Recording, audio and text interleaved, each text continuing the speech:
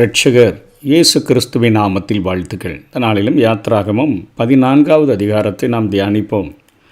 வேத புத்தகத்திலேயே இந்த 14வது அதிகாரம் மிகவும் பரபரப்பூட்டுகிற ஒரு பகுதிகளில் ஒன்றாக காணப்படுகிறது. இஸ்ரவேல் புத்திரர் சிவந்த சமுத்திரத்திற்கு மேற்கு திசையில் ஈரோத் பள்ளத்தாக்கினுடைய தென்புறம் பாளையம் இறங்கும்படி கர்த்தர் அவர்களை வழி நடத்துகிறதை பார்க்கிறோம். தப்புகிறதற்கு வழியில்லை என்று தோண்டச் செய்கிறதற்காக இந்த காரியமானது அவர்களுக்கு சொல்லப்படுகிறது. ஆனால் தொடர்ந்து நிகழ்ந்த அந்த அற்புத செயலானது அதிக ஆச்சரியமானதாக விளங்கும்படிக்கு இந்த காரியத்தை ஆண்டவர் செய்ய சொல்லுகிறார். இங்கே அவர்கள் அந்த பகுதியிலே பாளையம் இறங்கின போது இஸ்ரவேலர்கள் எல்லாரும் கண்ணியில் சிக்கி கொண்டார்கள் என்று அங்கே பார்வோன் நினைத்து, ஏற்கனவே அவனுடைய வீட்டில் அங்கே தலைப்பிள்ளை சங்காரம் செய்யப்பட்டிருக்கிறது. எகிப்தில் உள்ள எல்லா ஜனங்களுடைய குடும்பங்களிலும் சாவு நடந்திருக்கிறது. அதை ஒரு பெரிய இழப்பாக எண்ணாமல், நமக்கு வேலை செய்கிறதற்கு ஆட்கள் இல்லையே, அடிமைகள் இல்லையே, எல்லாரும் ஓடிவிட்டார்களே என்று எண்ணி பார்வோனும் பிரதான 600 ரதங்களும் எகிப்தில் உள்ள மற்ற சகல ரதங்களும் அவை எல்லாவற்றினுடைய அதிபதிகளாக இருக்கக்கூடிய வீரர்கள் எல்லாரும் அங்கே இஸ்ரவேலர்களை பின்தொடர்ந்து வருகிறதை இந்த அதிகாரத்தில் பார்க்கிறோம். கடலின் அருகே பாளையம் இறங்கியிருந்த உதவியற்றவர்களாக காணப்பட்ட அந்த 20 லட்சம் புருஷர்கள் இஸ்ரவேலர்களை பார்வனுடைய படை நெருங்கி வந்த நிகழ்ச்சி ஒரு இருதலை கொல்லி எறும்பு போல அவர்களுக்கு தெரிகிறது. முன்னாடி பார்த்தா அங்கே செங்கடல், அது நாணல் நிறைந்த கடல் என்கிற ஒரு பொருளை உடையதாக அது காணப்படுகிறது. நாணல் நிறைந்த கடல் எபிரேய மொழியில் யாம்சுப் என்று அது அழைக்கப்படுகிறது. இது மேன்சாலே என்னும் ஏரியினுடைய தென்கோடி முனை என்று கருதப்படுகிறது. இந்த இடத்துல தான் அவர்கள் மாட்டிக்கொண்டார்கள் என்று சொல்லி அங்கே முன்னாடி பார்க்கும் பொழுது செங்கடல், பின்னாடி பார்க்கும் பொழுது சாத்தானுக்கு அடையாளமான பார்வோனும் அவனுடைய சேனைகளும் அங்கே பின்தொடர்ந்து வருகிறதை அங்கே பார்க்க முடிகிறது. இஸ்ரவேல் புத்திரர் தங்களுடைய கண்களை ஏறெடுத்து பார்த்த பொழுது எகிப்தியருடைய பெரிய படை தங்களை பின்தொடர்ந்து வருகிறதை பார்க்கிறார்கள். அது அவர்களை அப்படியே செயலிழக்க செய்கிறதை பார்க்கிறோம். இது எல்லா மனுஷருக்கும் இயல்பு தான். 400 வருடங்கள் அவர்களால் அடிமைப்படுத்தப்பட்டு, கொடுமைப்படுத்தப்பட்டு, அடிக்கப்பட்டு, வாதிக்கப்பட்டு அத்தனை துன்பப்பட்ட ஜனங்கள் மீண்டுமாக அந்த பிரச்சனையை அவர்களுடைய வாழ்விலே பார்க்கும் பொழுது அவர்களால் என்ன செய்கிறதுனே தெரியல. ஆனாலும் அவர்கள் அங்கே ஞானமாக ஒரு காரியத்தை செய்கிறார்கள். கர்த்தரை நோக்கி அவர்கள் கூப்பிடுகிறார்கள். கர்த்தரிடத்தில் கூப்பிடுகிறார்கள். மோசேயினிடத்தில் அவர்கள் கொஞ்சம் முறுமுறுக்கிறார்கள். நாங்கள் வனாந்திரத்தில் சாகிறதை பார்க்கலாம், எகிப்தியரிடத்தில் வேலை செய்திருப்போமே அப்படின்னு சொல்லி அவர்களுடைய முறுமுறுப்பு காணப்படுகிறதை நம்ம பார்க்கிறோம்.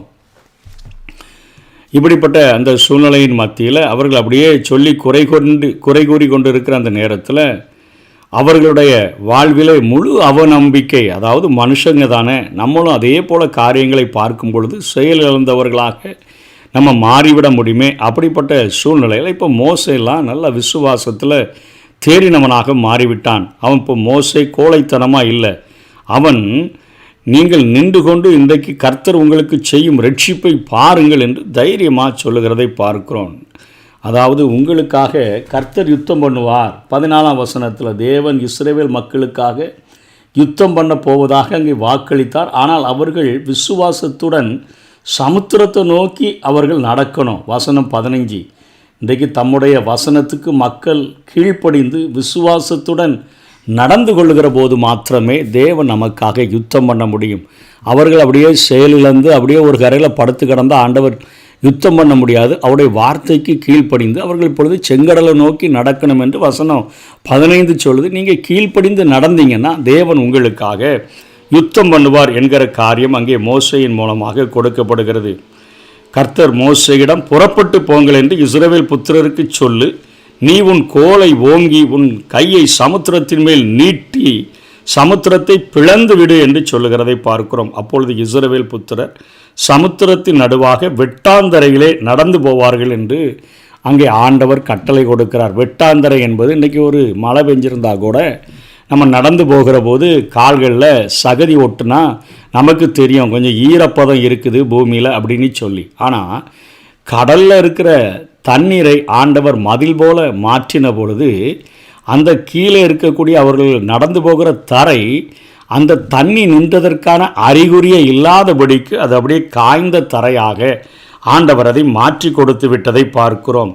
எகிப்தியரினுடைய இருதயங்களை மேலும் தேவன் கடினப்படுத்தினதுனால பார்வோனுடைய முழு படையினுடைய அந்த வலிமையின் மேலே தேவன் மகிமைப்படும்படியாக இப்படிப்பட்ட காரியங்களை செய்கிறார். தேவனுடைய கிருபையை ஒருவேளை நீண்ட நாட்களாக நம்ம மறுக்கிறவர்களாக இருந்தால் அவருடைய கோபத்தை அவர் ஆழமாக பதிவு செய்யக்கூடிய ஒரு ஆண்டவர் என்பதை புரிந்து கொள்ள வேண்டும். நீதியை நம்முடைய வாழ்விலே செய்கிற ஆண்டவர்.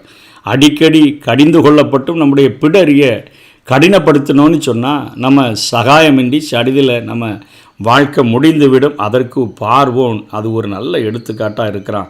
முரட்டு பிடிவாதமான எதையும் வம்பு வகையில் துணிகரமாக அவன் செய்யக்கூடியவனாக இங்கே வந்து நிற்கிறதை பார்க்கிறோம். அப்பொழுது தேவனுடைய தூதனானவர் கிறிஸ்து, அதுதான் நம்ம நியாயாதிபதி புத்தகத்திலையும் பார்க்கிறோம், ஒரு மேகத்தூணாக ஒரு அக்கினி தூணாக காணப்படுகிறவர் இப்பொழுது இஸ்ரவேல் புத்திரருக்கு முன்பாக ஒரு அக்கினி தூணாக வெளிச்சத்தை கொடுத்து அந்த கடலுக்கு முன்பாக அவர் கடந்து செல்கிறார்.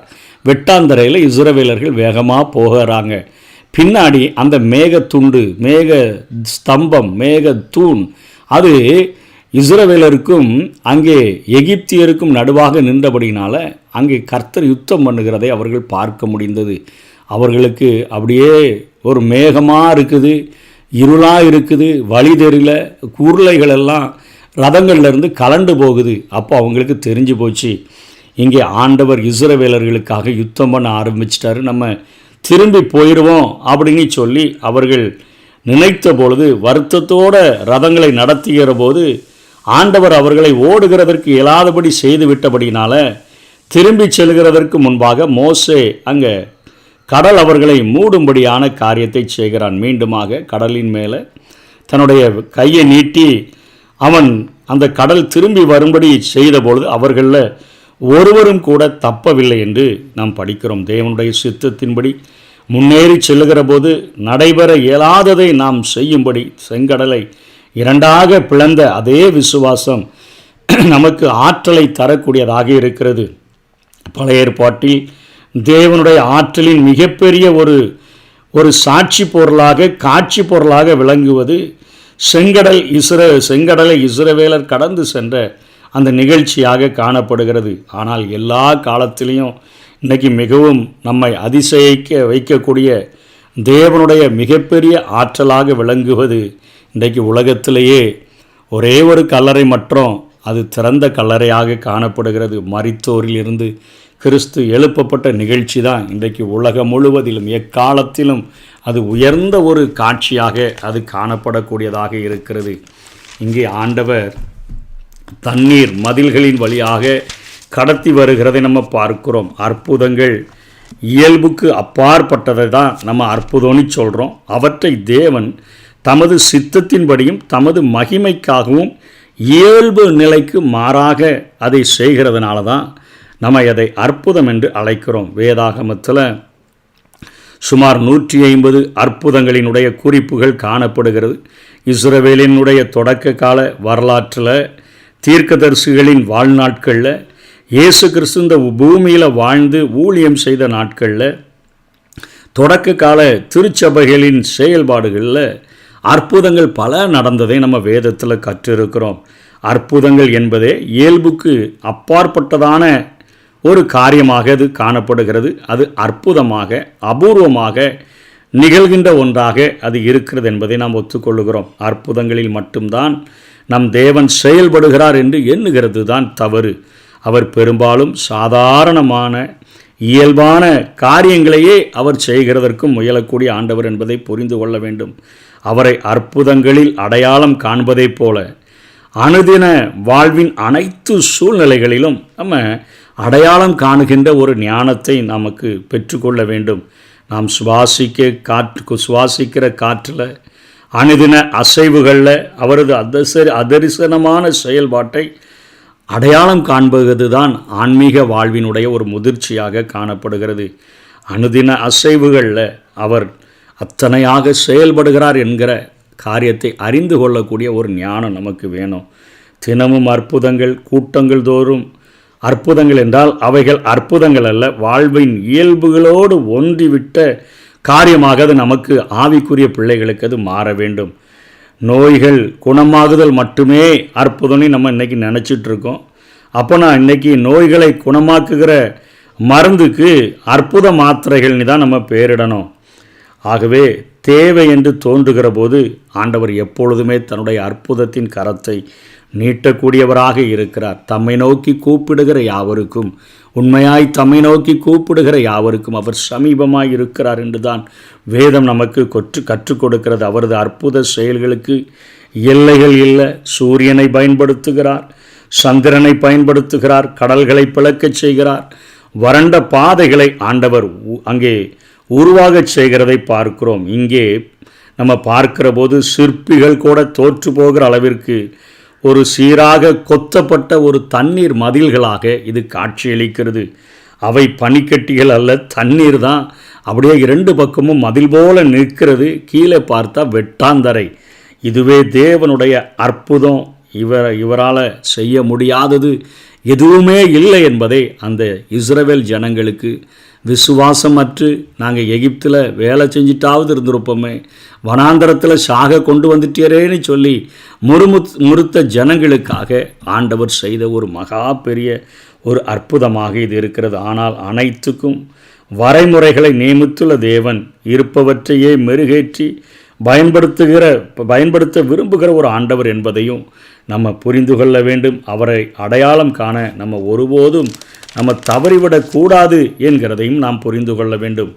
இன்றைக்கி விடுதலை பெற்று வீரத்துடன் புறப்பட்ட இஸ்ரவேலர்கள் எகிப்தியரை தூரத்தில் அப்படியே பின்னாடி வர பார்க்கும்போதே அவ்வளோ பயம். தேர்கள், அங்கே ஆயுதங்கள், இவைகளெல்லாம் திரளாய் வருகிறது. ஆனால் பயந்து போய் நிற்கிறாங்க. இஸ்ரவேலருக்காக போர் செய்தது கர்த்தர். அவர்கள் சும்மா இருப்பது போதுமானது என்றுதான் வசனம் 14 சொல்லுகிறது.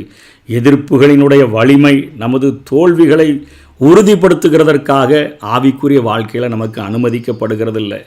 தோல்விதான் அப்படின்னு சொல்லி எதிர்ப்பின் வலிமையை பார்த்துட்டு நம்ம முடிவு பண்ணிடக்கூடாது. அதனையும் வெல்லும் வலிமை நமக்கு ஆண்டவர் தரக்கூடியவராக இருக்கிறார். எகிப்தியர்களுக்கு இருந்தது ஆயுதங்கள், ஆனால் அன்றைக்கி இஸ்ரவேல் கரங்களில் ஒரு ஆயுதம் கூட இல்லை. ஆனால் எபிரேயருடைய கூடவே ஆண்டவர் இருக்கிறதை பார்க்கிறோம். எகிப்தியருக்கு நிறைய தேர்கள் இருந்துச்சு, ஆனால் எபிரேயர்களுக்கோ தேவன் கூட இருந்ததை பார்க்கிறோம். அவர் வலிமை மிக்க ஒரு தேவன். சீறி வருகிற சிக்கல்களின் முன்னே ஒரு விசுவாச வீரன் சலனமில்லாமல், எந்தவித பதட்டமும் இல்லாமல் அவன் அறிக்கையிட முடியும். உலகத்தில் இருப்பவனிலும் என்னில் இருப்பவர் பெரியவர் என்று சொல்லி 1 யோவான் 4:4 சொல்லப்பட்ட வசனத்தை எப்பொழுதுமே அவன் அறிக்கையிட்டு வாழக்கூடியவனாக அவன் இருக்க முடியும். இந்த செங்கடலின் அனுபவங்களை அவங்களுடைய வாழ்நாளில் எல்லா பகுதிகளிலும் அவர்கள் பயன்படுத்தினதை நம்ம பார்க்க முடியும்.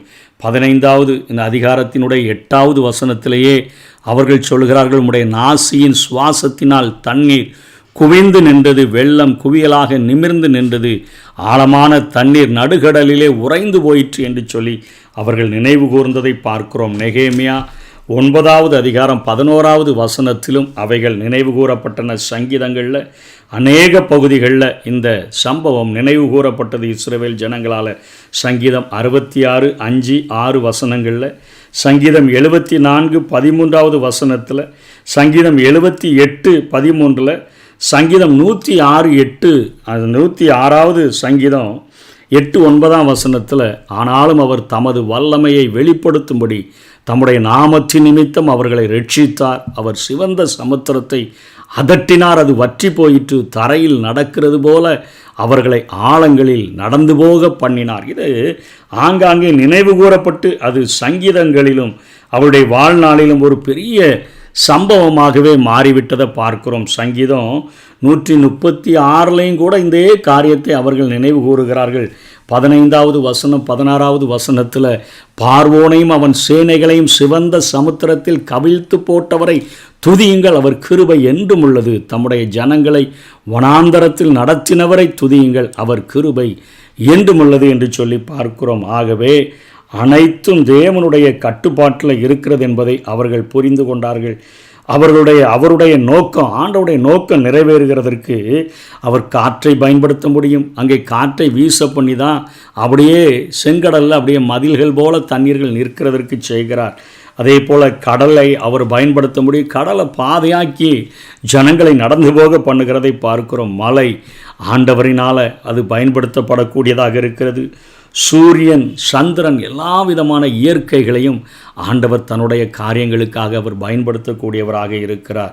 இப்படிப்பட்ட சூழ்நிலைகளின் மத்தியில் இவ்விதமாய் கர்த்தர் அந்நாளில் இஸ்ரவேலரை எகிப்தியரின் கைக்கு தப்புவித்து ரட்சித்தார். கடற்கரையில் எகிப்தியர் செத்து கிடக்கிறதெல்லாம் இஸ்ரவேலர்கள் பார்க்கும்போது பின்னாடி வேகமாக வந்தாங்களே, ஐயோ திரும்பியும் பிடிச்சி கொண்டு போயிடுவாங்க போல தெரியுதுன்னு சொல்லி பயந்து செயலற்று ஏழாமையில் கத்தி கொண்டிருந்த அவர்கள் அங்கே பார்த்தபொழுது கர்த்தர் எகிப்தியரில் செய்த அந்த மகத்தான கிரியைகளை இஸ்ரவேலர்கள் கண்டார்கள். அப்பொழுது ஜனங்கள் கர்த்தருக்கு பயந்து கர்த்தரிடத்திலும் அவருடைய ஊழியக்காரனாகிய மோசேயினிடத்திலும் விசுவாசம் வைத்தார்கள். இந்த காரியம்தான் ஒரே ஒரு முறுமுறுப்பு தான் அப்படின்னு இல்லை. பின்னாட்களிலும் அநேக நேரங்களில் அவர்கள் முறுமுறுத்ததை கற்றுக்கொள்ள முடியும். ஆனால் ஒரு சபை எப்படி அந்த சபையின் விசுவாசிகளை உருவாக்குகிறது என்பதனுடைய நிழலாட்டம் இந்த 40 ஆண்டுகள் அவர்கள் வனாந்தரத்தில் நடந்து வந்த காரியங்கள் நமக்கு கொடுக்கப்பட்டிருக்கிறது. நாமும் சபையில் சேர்க்கப்பட்டு சின்ன விசுவாசியாக அப்படியே கொஞ்சம் கொஞ்சமாக வளர்க்கப்பட்டு வருகிற போது நம்முடைய வாழ்க்கையிலும் விசுவாச குறைவுகளை மாற்றி, நம்முடைய முறுமுறுப்புகளை மாற்றி, தேவன் தன்னுடைய வல்லமையான செயல்களை நம்முடைய வாழ்க்கைகளை செய்ய வைத்து நம்மையும் ஆண்டவர் தம்முடைய ஒரு கருவியாக, ஒரு அம்பரா துணிக்குள்ளே வைத்து ஒரு கூர்மையான அம்பாக அவர் மாற்றுகிறதற்கு வல்லமை உடைய ஆண்டவராக இருக்கிறார். அவருடைய கரங்களில் ஒப்பு கொடுத்து இப்படிப்பட்ட வேத பகுதிகளை தியானித்து நம்முடைய விசுவாசத்தை வளர்த்து கொள்ளுவோம். விசுவாச வீரனாக முன்னேறி செல்வோம். அவருடைய வார்த்தைகளுக்கு கீழ்ப்படிந்து எப்படிப்பட்ட அடைக்கப்பட்ட பாதையானாலும் நாம் துணிந்து செல்லும் பொழுது கர்த்தர் நமக்காக யுத்தம் பண்ணுவார். நம்ம சும்மா இருந்தால் போதும். ஆனால் அவருடைய வார்த்தைக்கு கீழ்ப்படிந்து அப்படியே தேங்கி விடாதபடி முன்னேறி செல்லும் பொழுது அவருடைய அற்புதங்களை நம்முடைய வாழ்விலே சுவைக்க முடியும். அப்படிப்பட்ட கிருபைகளை தேவன் நமக்கு தந்தருள்வாராக. ஆமென்.